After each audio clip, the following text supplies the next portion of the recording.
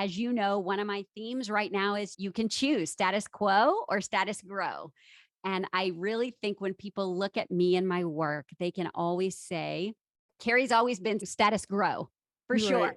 Like Yeah. there's not a pause, there's not a stop, there's not a backwards, there's not a stale. It's status grow because I really believe there's no pause. It's either Yeah. backwards or it's forwards. I just really want people to know, though, they don't have to sit down and figure it all out first. You just figure out what matters first and then Mm-hmm. take a couple of steps. And then you'll Mm-hmm. see more and more and more as you go. Welcome to the Blueprint Breakers podcast. What is a blueprint breaker? If you live your life outside the typical traditional lifestyle blueprint, you are a blueprint breaker. We are here to start a conversation, to assemble resources, and to build a community. This podcast is for empowered women in midlife and beyond who are preparing for a powerful next era of life. My name is Amy A. Palmer. I am your host and facilitator for our conversations. Sit back, relax, enjoy the show. To stay connected, up to date, and to receive all of our free resources and gifts along the way, join us at community.blueprintbreakers.com.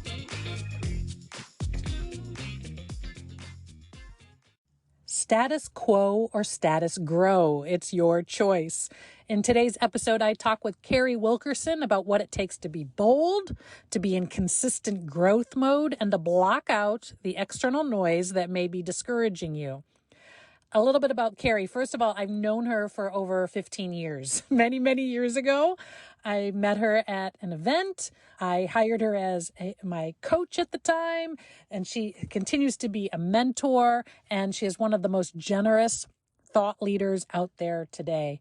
When you go to her website, carriewilkerson.com, you'll see she has testimonials from some very impressive powerhouses like Dave Ramsey, Zig Ziglar, Dr. John C. Maxwell, and Tori Johnson, just to name a few.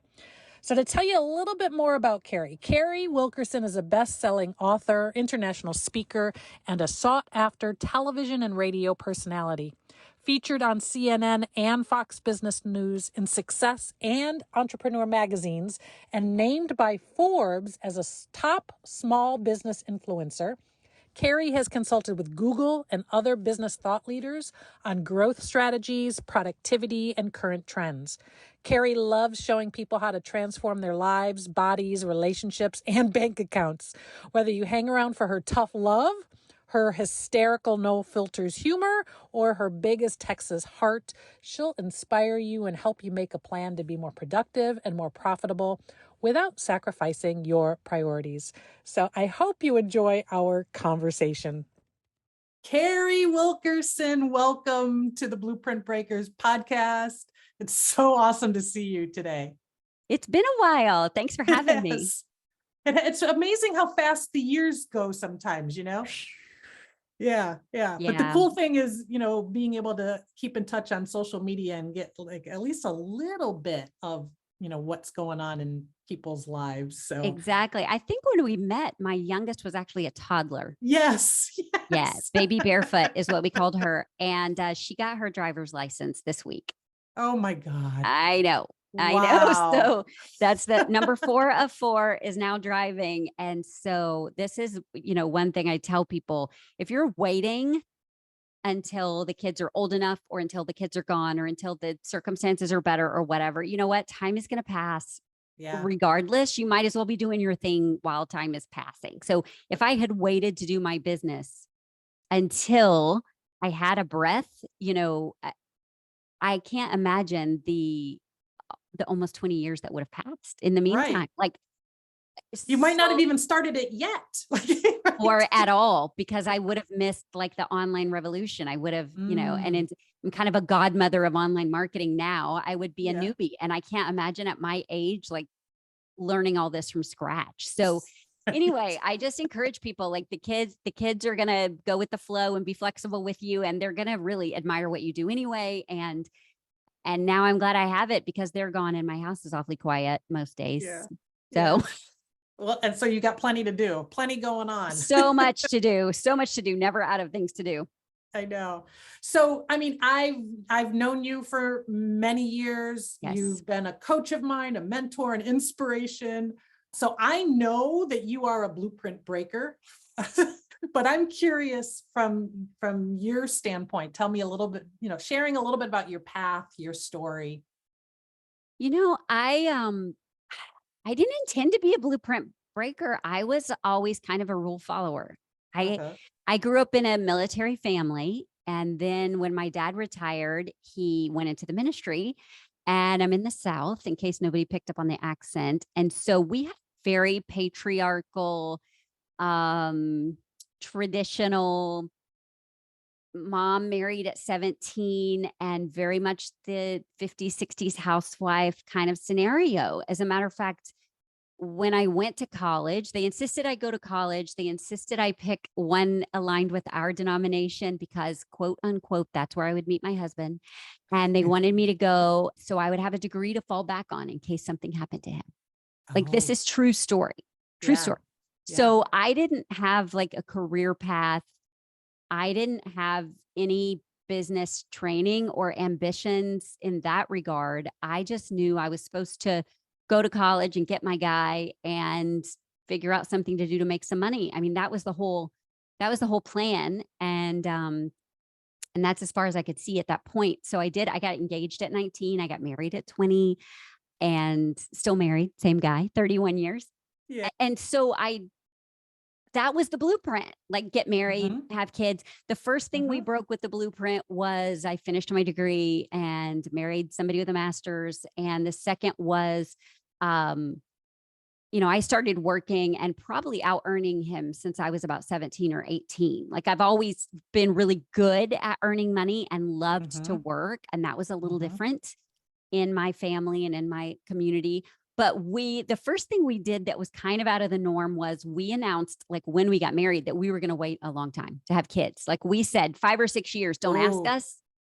ask us, don't nag us. Like, we just want to be good and married and have some fun and figure out who we are and grow up a little bit. So that was really different than a lot of the people around us. Yeah. And then when I really started figuring some things out business wise and career wise, it was very different for a Southern female at that time. Um, and we didn't really know it. Like, we were just kind of too dumb to know it. But then I taught, which was very blueprint. I taught high school, and we Hmm. had our normal jobs and our normal careers. And then we adopted from the foster care system two siblings. I've never had just one kid until just now. So I went immediately into two kids and decided overnight basically to quit my job and be a very intentional mother. They had a Hmm. rough start, and I didn't want them to question like who their mom was or who was taking care of them. I don't Now, in the South, I don't believe that everybody has to be at home with their kids. I don't believe that every mother should be at home. I mean, we're all wired differently. It's not for me to say, but that was just specifically because of the place Yeah. where my kids had come from. Hmm. So that was in 1998. And I got a laptop as a consulting pay for the school I was working with. I continued doing some of their marketing for the journalism department. That's where I fell in love with business. And so I had this laptop. I had this new thing called an internet connection. And I said to my husband, I'm a pretty smart girl and I've got all these qualifications and this thing called the internet. There's got to be a way I can just make enough money by being at home, just enough to bridge the gap. I knew I couldn't make my full time salary, but just enough to bridge the gap. And that's literally where I started, Amy. I just said, okay, internet connection, email account. How can I work for some of these organizations with my skill set from home and communicate with them digitally while the kids are Hmm. sleeping or in therapy or whatever? And Yeah. that's how my online marketing started in 1998. I didn't know I was a pioneer. I didn't know that I was a blueprint breaker, but that was kind of the beginning of everything. We started what I believe to be the first virtual services company in 2001. I worked with people nationwide that I had never met. We now call them VAs. Yeah. But I hired There wasn't even contract. a name for it when you when No, you started I doing had a it. templated service-based business in graphic design where I served a very specific segment of the direct sales industry at that time and grew that into a multiple $1 million business, which out earning your husband also was breaking a blueprint at that Yeah. point. Owning a Mm-hmm. business without any business education was breaking a blueprint. And then in 2003, when he retired from his like executive level MBA job to work for me, holy smokes, you would think that we had broken the tablets at the top of Mount Yeah. Sinai of all the people that had been really tolerant of my quote unquote little business, which was doing multiple millions of dollars. All these Yeah. people, like, why would you quit a certain job, a job with good benefits to work with her little business? So that's when I realized we were different. That's when I Yeah. realized that something was changing in the workforce and something was changing with what was possible and that we could author that.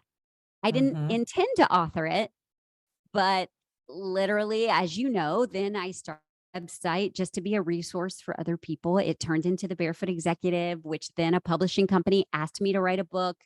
People started asking me to speak on stage, not because I wanted to be a speaker, but because they wanted to know what we were doing and how we were doing it and why we could go have lunch in the middle of the day together and homeschool our Uh-huh. kids at the time. We didn't homeschool them all the way through, but we have one with special needs. And so we were able to do what was best for all of them at the time that it was best for all of them. And it just kind of evolved. But it's because we were willing to rebel against the status quo. Right. Um, and we didn't do it to be rebellious. We did it because we felt like those were the best choices for our family and because we chose to live in the country at that time. And so driving into the city for a normal job didn't feel like a good idea. Anyway, so we didn't intend to be blueprint breakers. I wasn't a rebellious spirit. My dad always tells people, no, Carrie was always very compliant until she got married and then she rebelled. And he would agree with him.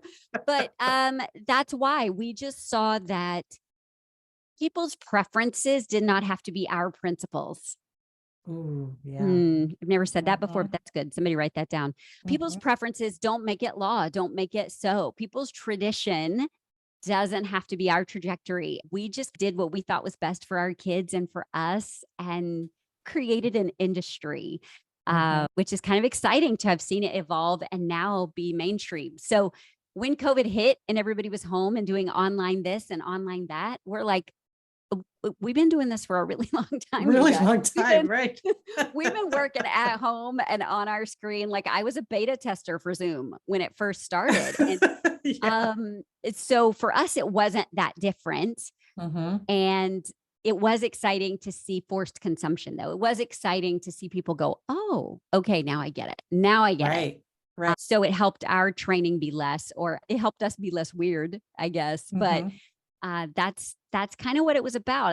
I just think you have to be bold enough to say what's best for us, what's true for us, Yeah. and what's non-negotiable for us. And then we can now create a work around it. Right. Well, and I think that's what it is. It's not that you were intentionally trying to break rules or break blueprints. You were basically writing your own. Like you were Yeah. creating and writing your own blueprint, figuring out what was working best for you and your Yep. family. And it was the external forces that might have been like looking at it as if it Yeah. was Yeah, I different didn't or intend weird. to make a lot of money. I just had more month Yeah. than money, and so I just wanted to make a few $100s, honestly, Huh. because my husband, I think at the time was making about 35,000 with an MBA, making about 35,000, Mm-hmm. and we were giving up 30,000 as a teacher plus benefits. But I said, Mm. okay, with what I'm going to save in childcare and what, commuting and whatever, I think if I just made like $1,000 a month, that would be fine. That would be great. That's all I wanted to do. I didn't have any big business idea. I didn't have any big goal of raising venture capital. I didn't invent anything. I didn't have a lot of ambition. I just really wanted to be present with my kids at that point and fill that need there. So I think one thing that trips us up, if I may, and I never mind being a little controversial, but I think what trips us up is that we think we have to do what other people have done before, or we think it Mm. should be a certain way. I should have a big idea, or I should have a big 6-figure goal or 7-figure goal. And I think that's BS, honestly. I Yeah. think that success is in the eye of the beholder. And if $1,000 a month from home is your goal, good for you. Good for you. Mm-hmm. Celebrate that. Don't get sucked into the shoulds and the ought tos. Right. Being a blueprint breaker means creating your own definition of success, creating what great looks like for you. And I don't care what anybody else thinks of me. I really don't. Now, part of that comes with being my age. But really the last 15, 20 years of parenting a special needs kid, parenting adopted children, being in a family, like I have 3 adopted siblings, being a preacher's kid, like I just didn't have the luxury of giving a dang what Yeah. everybody like approved or disapproved or whatever. I just kind of had to go based on my own values and what I felt like was best for my family and who mattered. Right. Well, and that's what one of the things that I always admired about you. And even like when I first became a client of yours all those years ago, it was because, I mean, you were one of the pioneers and you were doing it the way you wanted to do it. You weren't necessarily, there was a lot of copying and pasting going on back then. And Still, still, there still is. mhm. And you weren't afraid to just say, no, this is what I believe in, and this is the direction I want to go in. So that always really resonated with me. And so I'm curious because you've also evolved and grown and reinvented through the years. How did you get yourself to think bigger or figure out what that next phase is going to be? Like, was that ever difficult? Um, yeah, I mean, we talked about, I was really raised very modestly, very paycheck to paycheck. We had a lot of money issues we had to overcome. I remember a lot of people will think because I'm so positive and do motivational speaking and have such a success mindset, they're like, oh, you must have been raised by really positive parents. Well, actually, no, not necessarily. Not necessarily. I remember early in the days of my first business, when I hit a threshold of like 30 clients in this little newsletter business, my desktop publishing business, my mom said, now just be sure you know when enough is enough. When enough is Yeah. enough. Yeah. And I said, you know what, mom? And I had 2 toddlers at the time, one with special needs, and my husband traveled a lot. And I said, you know what? I get it. I hear you, but I'm also empowering these other women to work from home and be with their kids. Plus, I just have a goal. I really need some help around the house. I really need. And she said, Carrie, that's just not for people like us. Mm. And I remember saying, us? Like what? What? There's an like when did the caste system aren't we done with it? Aren't we like I get to define what us looks like, and what us looks like was I need an extra set of hands sometimes because us doesn't adopt 2 kids at once. Like I already broke the Yeah. rules. So Mhm. so I need some help with that. So there were money issues I had to overcome, like some worth issues I had to overcome, some value issues, being like people project their money issues onto you. Mhm. I travel even now with my kids, the kids at their school will make comments about, well, it must be nice to XYZ, and my kids will sometimes go, what you don't know is that trip was entirely on points and miles. And because my mom had a client, and I said, you know what? Stop it. Stop Yeah. explaining yourself to people. They have their own issues, and no kind of explaining is going to overcome it. So there was some of that we would throttle back or feel apologetic about or be embarrassed about. And then I just had to say, you know what? Earning well lets me give well and lets me provide options for my kids and for people around me and employ other people. And so it was never about what am I worth? Let me back up and say that.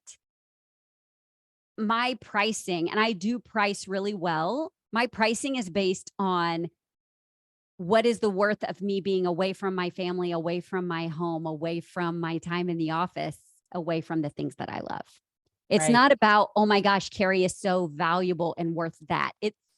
That was harder for me to put a price tag on.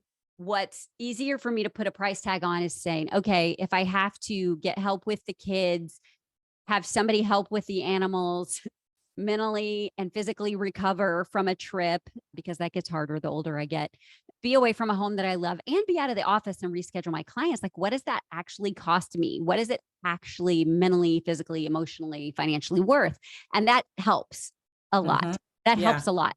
Another thing you can do as far as your pricing and your value and your salary and all those things is you can say, what am I solving for someone else? What am I delivering them from? And what value is that to them. It's not about Mhm. hourly. It's not about the moment. It's not about the one little thing you solve. It's not Right. about what you're delivering, Amy. It's about what you're delivering them from. Right. And Yeah. so that is a really necessary mindset shift. And we are so indoctrinated to hours in school and grades in school and hourly wage and what our time is worth. But if you're going to be an entrepreneur or break the blueprint, you've got to move out of the hourly mindset, because that's just somebody renting your life the same way you rent Netflix or Spotify. Mhm.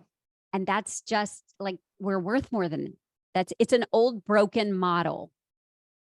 The industrial pay for hour model was actually created to protect people when they were being taken advantage of in labor markets. But it wasn't really created for an intellectual property model or an expertise-based model or the way we work now. And I would also venture to say it was a model created for men, not for women, who tend to be efficient and also wrap in soft skills and nurture and follow up and all those things. So it's Right. a broken model. And if you want to keep functioning in that, you have to recognize you're going to have broken pay at the same Yeah. time. So Yeah. anyway, That's all of that. yeah. No, I love that. And I love how it ties in to value and pricing and all of those things. As you've achieved your successes, do you still ever have imposter syndrome? Do you ever second guess yourself? Like All the time, all the time. I don't necessarily think of it as imposter syndrome. I think of it okay. as healthy humility. Yeah. Okay, Like, good. like if we're constantly growing and learning and putting ourselves in situations where we're growing and changing and flexing and Mhm. becoming, we shouldn't be too comfortable or too confident. Mhm. Mhm. Yeah, that's we true. we should maintain an edge and be prepared. Now, am I apologetic about it or sabotage myself? I do think I'm a little bit past that. And part of that's because I charge enough that I go, if I doubt myself, I go, well, okay, but I still have to deliver because I have this really big check that they gave me. So that kind of pushes me beyond that. But Uh-huh.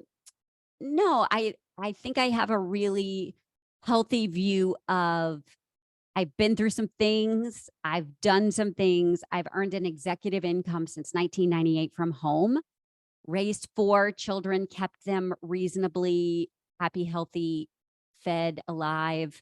Um, there's a lot of things to be proud of in that. Could I be better in other areas? Are people better than me in certain things? Well, yeah, absolutely. And I'm good with that too. But I also revisit and remind myself of what I am really good at. And I'm good with people. I'm a really good coach. I am great on stage. I'm a super connected and connective human with my network and with my past clients, current clients, and future clients. And I can write. Could I be better at other things? Yeah. But am I good at those things? Yep. Are there people better than me? Probably. Does that affect me? Not necessarily, because nobody has the same story, skill set, and style as I do. So we all have our place.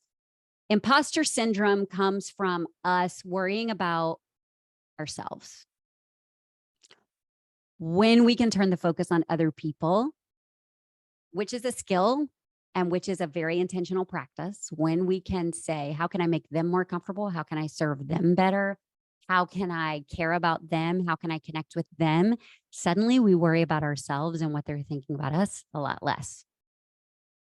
Mm.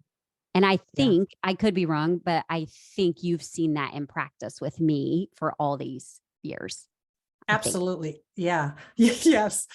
Not only as a coach and, I brought you in as a speaker when I was running schools in California, and the teachers and educators just loved your message, and you're phenomenal on stage. So that is a natural. And it looks like at least one of your daughters is taking after you in with the All of my stage presence. children, all of my All of children them? love to Okay. be on stage. I'm not a sports mama. I'm a microphone mama, and I Okay. don't make my kids play sports if they don't want to, but I do make them all take public speaking. I make them all publicly present at some point, and 3 of my 4 have taken an improv class.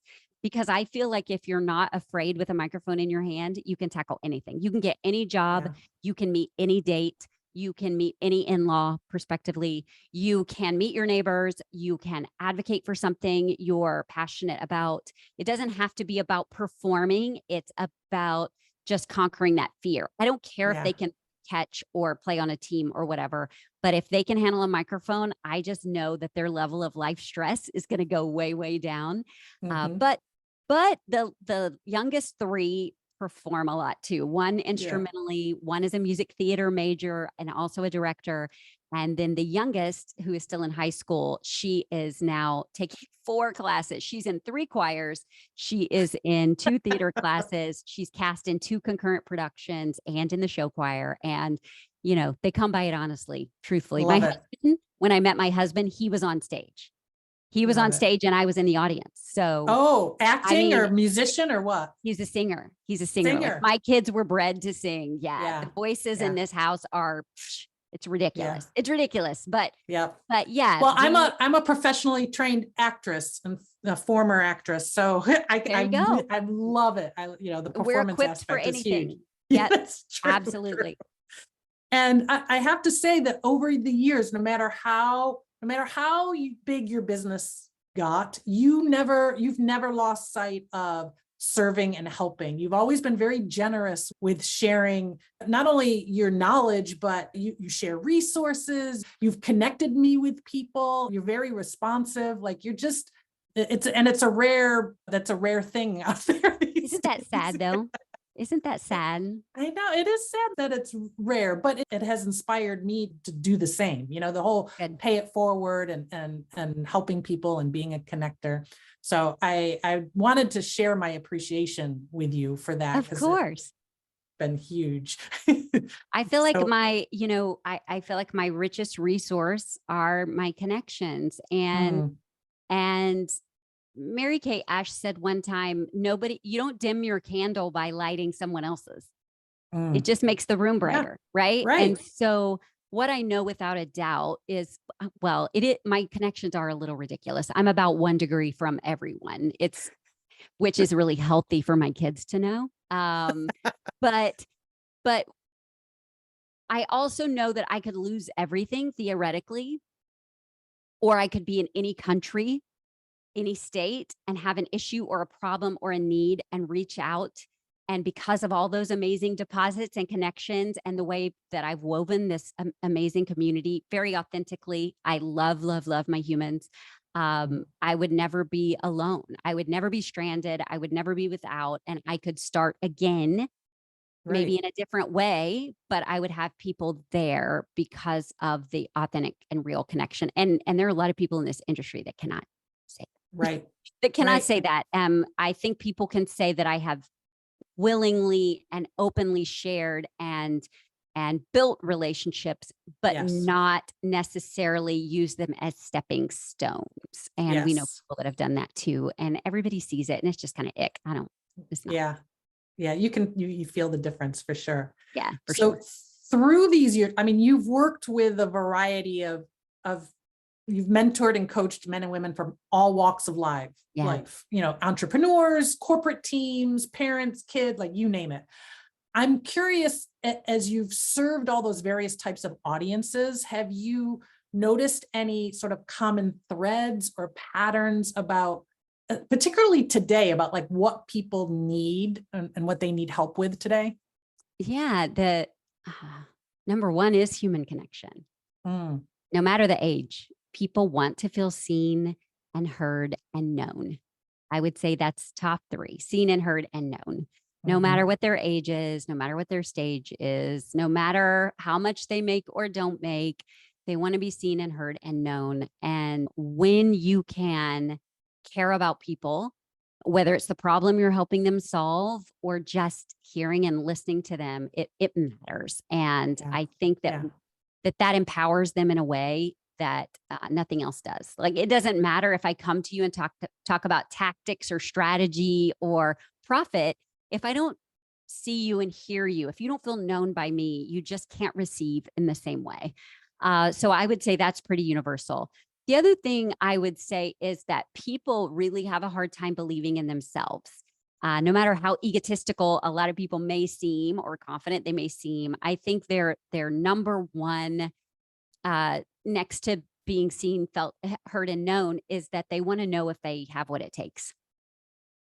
That actresses, singers, writers, entrepreneurs, coaches, teachers, do I have what it takes? Politicians, all of them. Do I have what it takes? Right.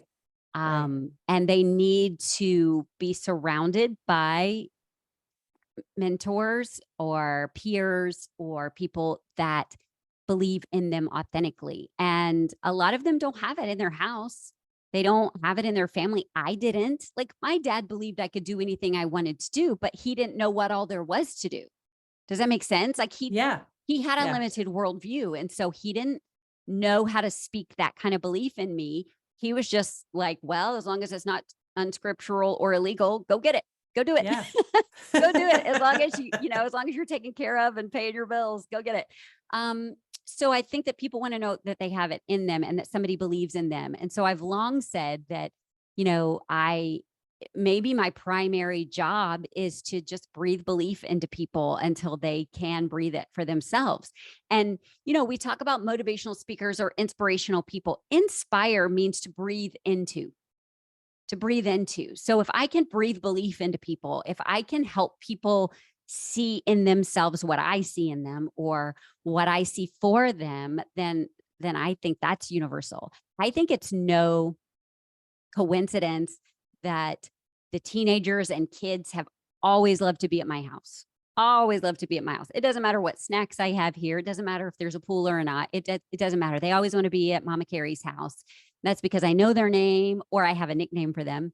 And it's because I remember things about them and I look them in the eye and I talk to them and I believe things for them. And my niece said to me one time that she said, my parents are really practical and protective and I get it. I get it. She said, but you let me dream. And I think for people, gosh, that chokes me up. And I Yeah. think that people need that. They need a Mhm. little break from the practical or the past, things that they failed in or things that maybe come from generationally or their patterns. So I think that's really common. The other thing I think is that, and this would be a third thing that's universal, is we're really tripped up by comparison. And we think sometimes it motivates us, like, oh, I'm going to watch all these big success stories and it's going to motivate us. Well, I do think it's important to see what's possible, but I also think it's important to know what your level of success is. And I think that comparison, if you have to know yourself enough to know if it defeats you or if it discourages you or if it eats away at you or if it makes you jealous, and then you need to put it away. You put it in perspective or put it away. Those are the choices. Mhm. Right? I don't follow a lot of people. I'm not on very many email lists. I don't pay attention to a lot of things on purpose. On purpose. That's not my measure of success. That's not my goal. That's not my end game. So I think being a blueprint breaker means putting your blinders on and not comparing or not thinking I should, or by now I should be here, especially women our age. Oh, if I just stuck with it in such and such year, I'd be so much further ahead by now. Or, oh, if I had just not made that detour or that wrong marriage or whatever, then I would be. Stop. Just stop Mhm. that. I mean, we are where we are right now, and it can be day one. It can be day one. I think that 40s is a great time for a reboot. I think 50s is kind of where we all begin. I mean, we're not, I think I heard Mel Robbins say this recently. She said, you're not starting over. You're starting again with a wealth of experience. Yeah. And I thought, okay, Mel, I can get on board with that. I like that a lot. It's instead of saying, I can't believe I'm starting again at this age. It's not that. It's like, oh my gosh, I'm so much more qualified than I was before. Right. And Right. so I think 3 is, everybody compares and everybody has this really weird measuring stick. And when you can stop that, then I think it just unleashes you to do so much more. I went Yeah. to an Oscars watching party that Elton John hosted think it's been about 10 years ago now, with a lot of other people in our space, and had a really good time. I remember being a little heavier than I was now, being really kind of self-conscious about what I was wearing. Felt pretty, but still like, you know, uh, wishing I was thinner. I remember standing in line to get Ulton stamped on my wrist, getting the little hand stamp. And there were supermodels there and celebrities there, and they were just not an ounce of body fat, gorgeous, even without the airbrush. And I overheard these two supermodels, and I could tell you their names, but I'm not going to. And one of them was looking around nervously at everybody else, saying, "Oh, I think everybody else went long. Now I'm second guessing my short dress." And I remember being so sad for her, thinking, okay, dang, we're really all like that. You mean you can look like that? And Right. dress like that and have the public persona that she has, and she is second guessing what she's wearing and worried that she's not fitting in. Right. Oh, And that's, that kind of, it shook me. And I thought, okay, then there's no hope for us. I might as well just shake it off now. If that's going to happen to them too, then I might as well just go, okay, I'm just going to be me then, because she's not worried about me over here with my extra 30 pounds. She's worried about the hemline of her dress. Like, what in the world? right. So I think that's pretty universal. Those three things, I would say, it doesn't matter your age, your stage, your citizenship, your background, your belonging. It's all those three things at the very core of the rest of your life. I'm curious. Did your mom ever come around from those years when she was like, no one is enough's enough? Like, has she ever come around on? Within a few years after that, they were on the mission field not long after that, and we supported their house payment while they were gone, so they didn't have to sell their house, and we supported their mission very generously. And I think at that point she realized, okay, this wouldn't have been possible if Carrie was still teaching. Okay, we get it. We get it sometimes, but she grew up in a culture of rich is bad, privileged is attitude, and there's still a lot of people that believe that way, but she has now come around that, okay, maybe I had some unhealthy attitudes about money. Now she'll tell people, oh, my daughter is successful and they do really well. Now, if anybody makes a comment about money, she'll shut them down. She'll be like, well, that's their business. That's not your business. You know what I mean? So now the family narrative and also the community narrative is, oh, we always knew Carrie was going to do something big. Oh, and that's such BS. That's so not true. It's so not true. But, and there's still a lot of the male female roles in my family. During COVID, my business practically shut down because I was keynote speaking a lot. And I remember we were at a family dinner and we were all masked because of my parents' age. And my dad was saying, well, we're just so grateful. All the boys are still working. All the men are still working. Okay. Okay, Dad. Hello. Or when they need help going to a doctor's appointment or something, they'll call me to take them, and I'll say, well, I've got some meetings that way. Have you asked one of the boys yet? I won't say no, but I'll say, have you asked one of the boys? No, we don't want to take them away from work. So part of that's my fault. I've spoiled them by being too accommodating, but there are still some of those attitudes. But if I had let that get to me or discourage me, it would have stopped me. And I wasn't going to let that define me. I had to respectfully reject the tradition and the preference of some people that I loved. And I did it very respectfully. I didn't impose on them, and they've certainly reaped the blessings and they love it. But at the same time, I couldn't conform to that, or I wouldn't have been moving into my purpose or doing what's best for my family. Now, conversely, my girls, I have 3 girls, 1 boy. They see no glass ceilings. They see no impossible. They think that they're really surprised when their friends are like, why is your mom verified on Instagram? Or dang, your mom has a book. Like, they're really surprised when people are impressed by me, because they kind of think everybody's mom knows everybody and everybody's mom goes on podcasts and everybody's mom like speaks on these stages. They just don't know any different. So I don't know if it's good or bad, but maybe they don't see limits, and they I think it's great. Yeah. I think that's great. So because it's going to help them to expand their horizons, right? I hope so. I hope it doesn't turn around and bite them, but we'll see. Yeah, We'll see. yeah. That's for them. That's not for me. Mhm. Yeah. So what is the main you are involved in so many different areas. What's the main focus of your business now, or where do you get the most fulfillment from?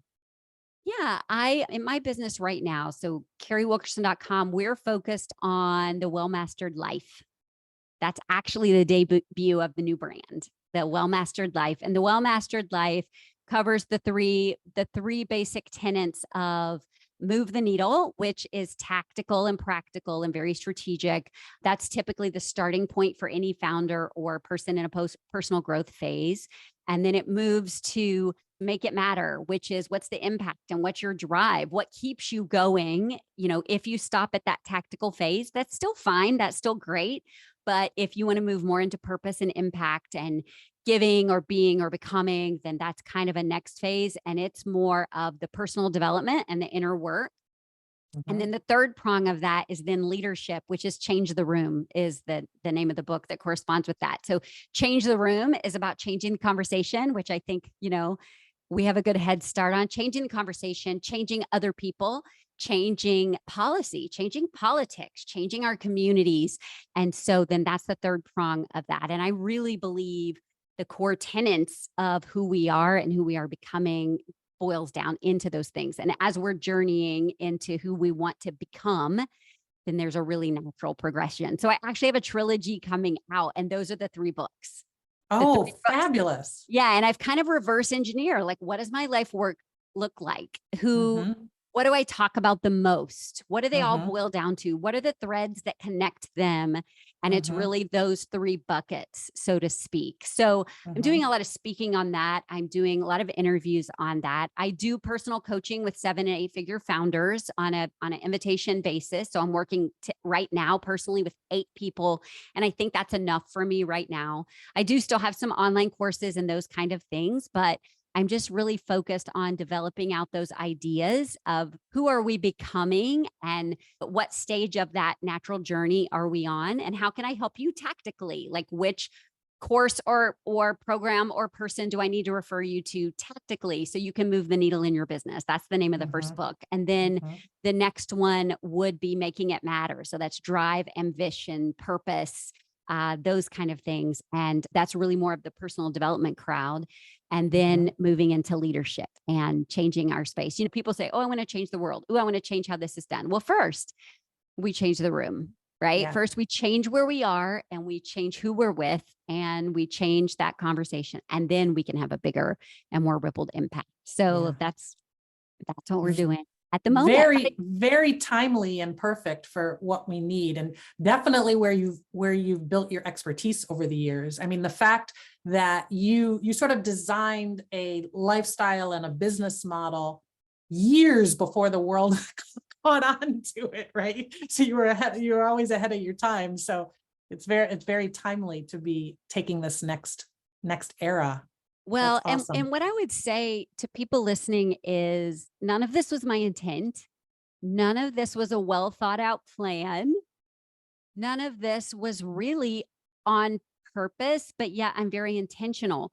But it's okay to evolve. It's okay to change why you're doing business. It's okay to Mhm. change what you're doing in business. My why when I first started was being at home with my two littles, right? I then added two more. So I had four. My why became giving my husband financial options. And then my why became I want to empower other people to have choices and opportunities and see possibility. Before it was kind of a popular thing. I wanted to free people up from status quo. And Yes. so, as you know, one of my themes right now is you can choose status quo or status grow. And I really think when people look at me and my work, they can always say, Carrie's always been status grow for sure. Right. Like Yeah. there's not a pause, there's not a stop, there's not a backwards, there's not a stale. It's status grow because I really believe there's no pause. It's either Yeah. backwards or it's forwards. And I just really want people to know though, they don't have to sit down and figure it all out first. You just figure out what matters first, and then Mhm. take a couple of steps. And then you'll Mhm. see more and more and more as you go. And so many of my audience have been with me on this journey since 98, watched my Mhm. kids grow up, have watched me grow up and get gray and all those things. Well, that's not true. You don't see any of my gray, and you probably won't for a while until I'm 60, because it's a choice. Blonde is a choice. So Mhm. that being said, my audience has seen me change. Does that mean I'm a quitter? Does it mean I wasn't good at anything? Does it mean I'm flaky? No, it means I'm purposeful and I'm evolving and I'm adding to my experience. You wouldn't expect a doctor that qualified to become a surgeon to stay in general practice. Like, they move into surgery as they get the experience and the licensing and the qualifications. And I believe in our businesses, we have a right and a responsibility to do that, to change, to pivot, to grow, to embrace, and to step into those new spaces. And that's okay. Give yourself permission to not be the same as you were yesterday or the day before. If you are, then I think that's the problem. That's a problem. If you're choosing to stay where you were 10 years ago, you should be changed. You should be a little different. You should be more evolved and more experienced. And you certainly should raise your stinking prices, for Pete's sake. I mean, Yeah. Yeah. Wow. Yes. Thank you so much, Carrie. I've gotten so many gold nuggets from our conversation today. I know the listeners are gonna love this. So thank you so much for being here. It's been such a joy catching up and hearing how things are going. And you're always so full of inspiration and wisdom, and you put in tactics in there as well. So thank you. you're so welcome. Thanks for having me. I never take that for granted. Thank you for joining me for today's episode of the Blueprint Breakers podcast, Status Quo or Status Grow. A special thank you to our guest, Carrie Wilkerson. I'm sure if this is your first time hearing Carrie speak, you now can see why I have been such a loyal follower and client over the many, many years that I've known her. Thank you for listening, and thank you for sharing this episode with your friends, and especially thank you for your 5-star reviews on Apple Podcasts. I would like to take a moment to quickly share my disclaimer. I am not a therapist, doctor, lawyer, financial advisor, etc., any of that. This podcast is for your entertainment and information only. I encourage you to take what I share here as a launching point to discover what is right for you. And lastly, I would like to extend a special invitation. This Thursday, June 15th at 8 p.m. Eastern Time, we are having our live after the show virtual discussion group. To sign up and to get all the details on our month-long launch party, to get all the links, to get all the giveaways, go to community.blueprintbreakers.com. Have a great day and keep on breaking those blueprints and writing your own.